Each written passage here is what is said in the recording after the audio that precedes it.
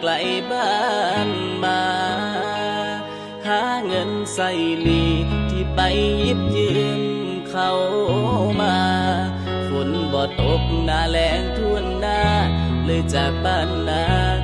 มาหาเงินเก็บเอาเสื้อผ้ากลับเข้ามาอีก2 ถุงปุ๋ยเตรียมข้าวของเพื่อจะมาลุยหวังขายแรงเพื่อแลกกับเงินถูกโกงค่าแรงเหลือเงินอยู่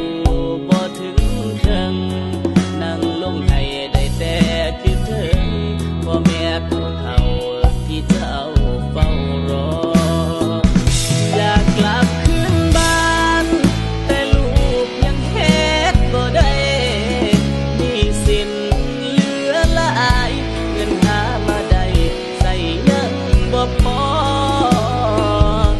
คิดเห็น2 เจ้าลูกนี่ได้แต่น้ำตาคลอถึงลำบากไม่เคยพอหวังได้เงินพอเพราะใช้หนี้เขายังอยากเห็นหน้าอยากไปหาอยากกอดคนไกลได้แต่คุยทางเสียงตามสายพอลูกนี่ได้เห็นหน้ายามลูกคิดถึงพอสิได้ค่อยโทรหาให้ฮอดมื้อนั้นก่อนหน้า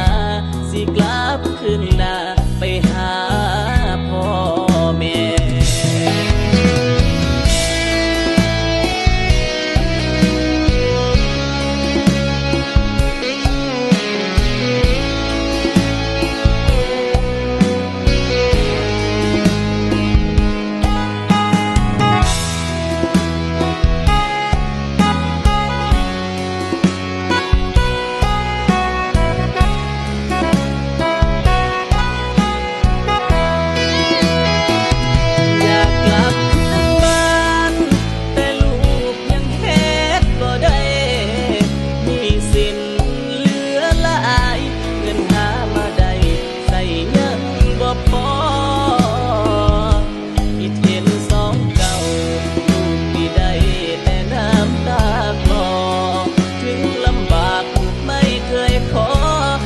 ได้เงินพอ